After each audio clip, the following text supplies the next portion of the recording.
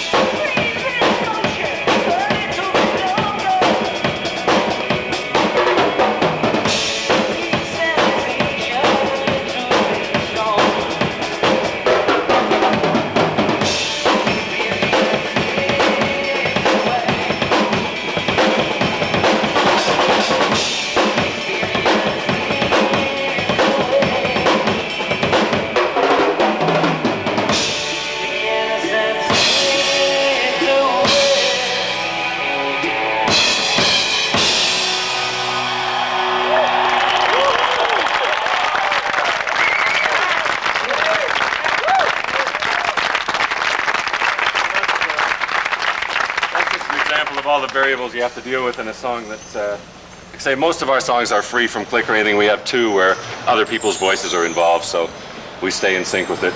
But through all that, other people are triggering sequencers through there, and the one I mentioned from the keyboards. If I don't nail that on time through that 7 section, then, you know, the train wreck happens. We had a couple times on this tour when it has to happen to everybody, and I know it does. Even Buddy Rich, I know it happened to. That the whole band just, the guys out on the soundboard will be making this. Here comes the train. So there are infinite opportunities. Is one of the things that does make the show such a case of stress, and before it comes up, it's like what's in your mind is all the things that can go wrong, and all the things too that are outside of your control, because there's so much of it is technology, and even mechanical things. If a snare head breaks at the wrong time, it can be, you know, an absolute nightmare. Next one I was going to go on to is one called Bravado from the new album. And it's interesting, I think, because it's basically founded upon a 4-on-the-floor bass drum rhythm, which is one thing, like, I think a lot of drummers I used to be leery of. You know, I used to think, I'm not going to sit there and play a 4-on-the-floor bass drum beat for all day. And especially in the 70s when it was sort of symptomatic of disco. It was like, it was poison even by association.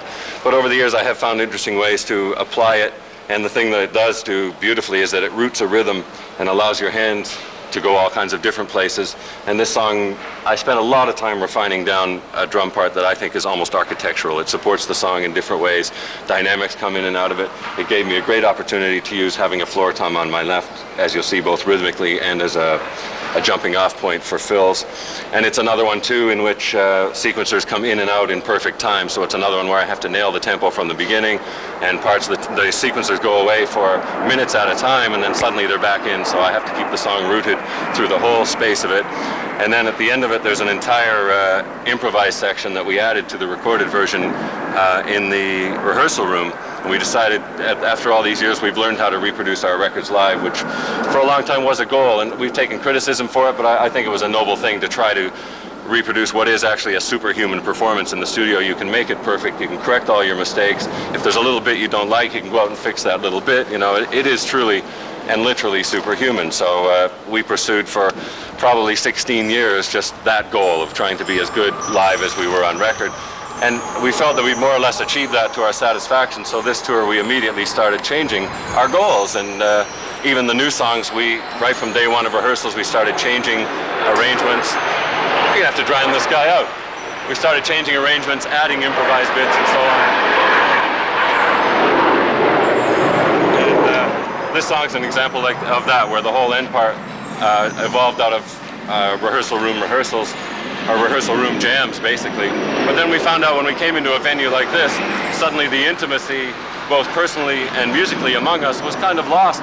And in arena particularly, it was awfully difficult for us to feel truly free in an improvisational sense. So we found that all these patterns and ideas that we developed in the rehearsal room served us well as a foundation, but the chances I would take in the rehearsal room obviously are much greater than the ones I would take in front of an audience. I think that's a safe enough bet. In fact, I had an interesting conversation about that with Mickey Hart.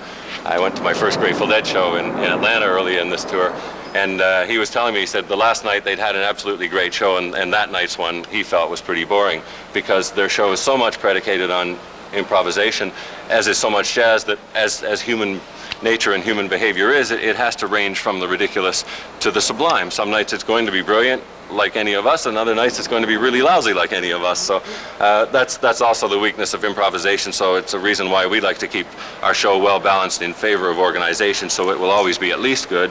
And if we're having an extra special night, there is room, and there are jumping off points where each of us and collectively we can now take it further if it's happening. But I thought it was interesting for Mickey to admit that, you know, some nights they had a brilliant night, and other nights he felt, you know, and admitted that it was pretty lame. Go on with Bravado.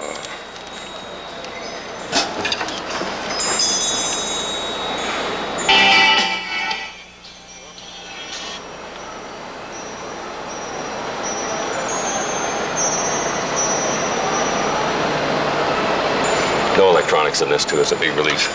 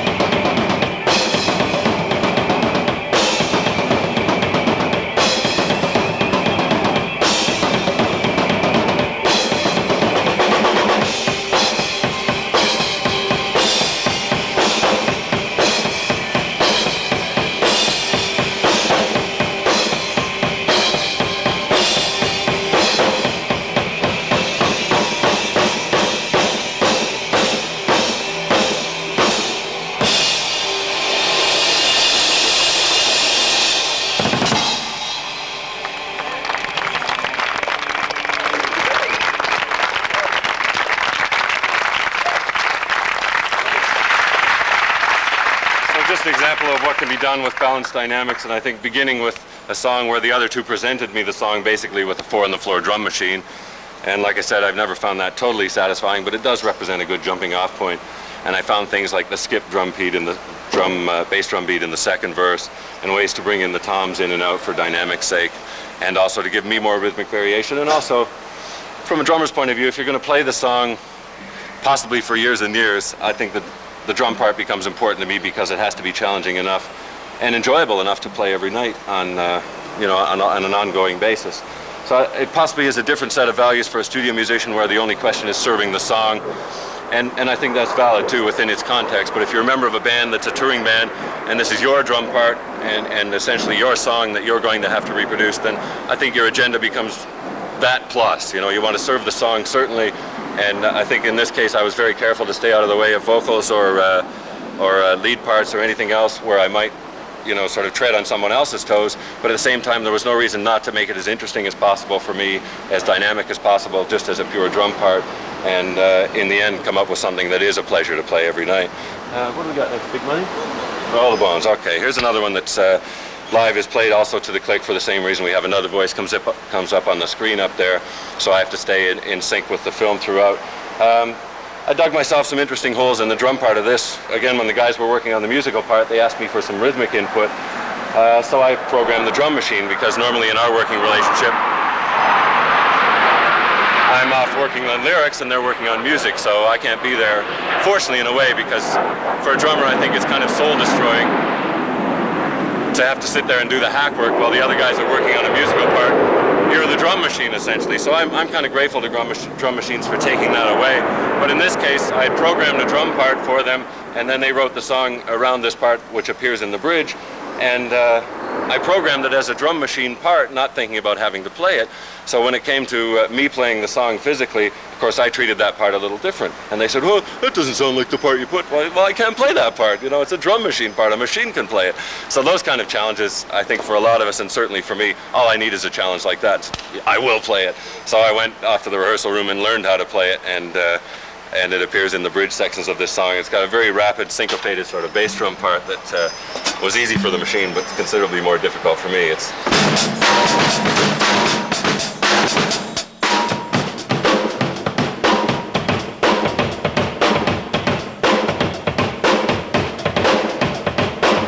Stuff like that you hear through the song. So again, it was just one of those places where your imagination can sometimes give your body a challenge, or a machine can certainly return that challenge to you. This was an example of that. Electronically in this, through the sections, it's kind of a pseudo-rap part. We call it the chat. And I use electronic drums just for the kind of veracity, I guess, of it. And it's your typical mechanical drums, only, of course, I'm playing them physically, and they appear in the middle of a very organic rock song. This is another case where I'm tapped into the keyboards, filling in a part that was difficult for the other two guys to get to. So I have to again, that was another thing I had to choreograph in the middle of all my playing to get over to that. And then I have another keyboard part here, which again was choreographed in, and I thought, okay, I can get to that, guys. You got enough to do. I'll take over that. So I took on the keyboard part there. I think, yeah, that's all the electronic stuff. So here it is, Roll the Bones.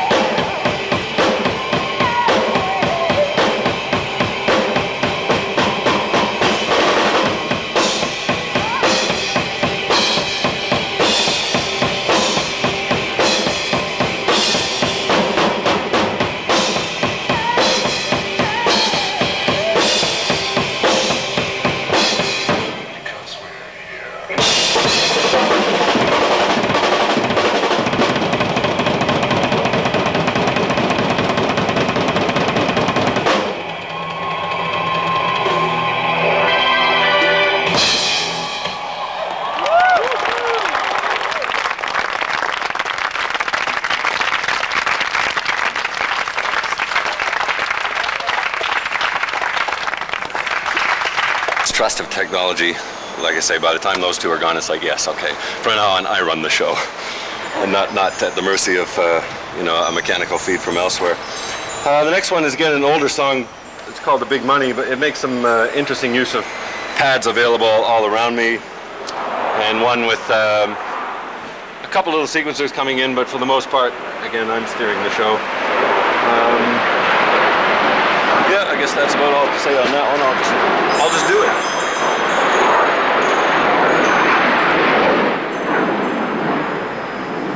Oh, here's an interesting choreographic move too, is snare comes on and off.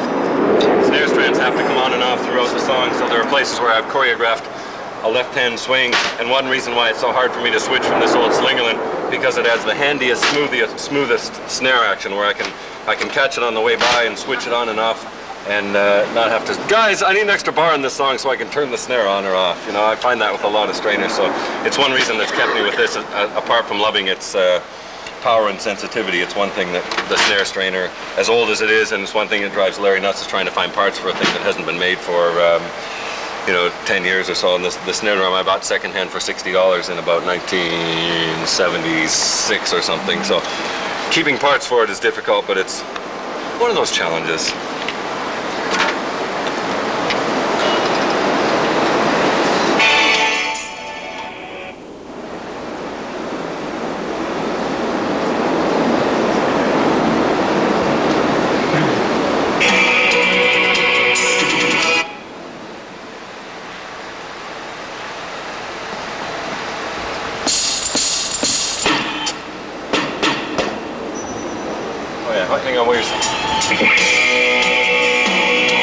Set up for a second. Just I'll run through what we have here. This is a bongo sample from my my first time ever playing bongos on record. So a lot of the samples I have are actually stuff of my own, but wouldn't fit in drum kit or wouldn't be practical to get to. This is an example of that. A bongo there, and down there is from the old days of the Simmons claptrap, an analog synthesizer where you can just create white noise basically, and I use it like a studio engineer would use an effect behind the snare, usually hitting both at once, so it's just like an echo in here. Working with the producer Peter Collins, who couldn't stand the sound of Simmons drums, so we looked for ways to get the tone. This started as a Simmons drum, and then I vocalized the actual sound I wanted. I said, well, I'm looking for a sound that's like doo, doo. So I said, okay, we'll record that. And they recorded it, sampled it, and combined it with the tom sound. So it's an actual case of my voice in there. And then we wanted a percussive effect that was jingling coins. So English coins being so huge, just took a handful of coins, sampled them, and used them. Anything else over there? No, there's no keyboards in that. So okay, that's the basic round of electronics that are coming into it. Ready now?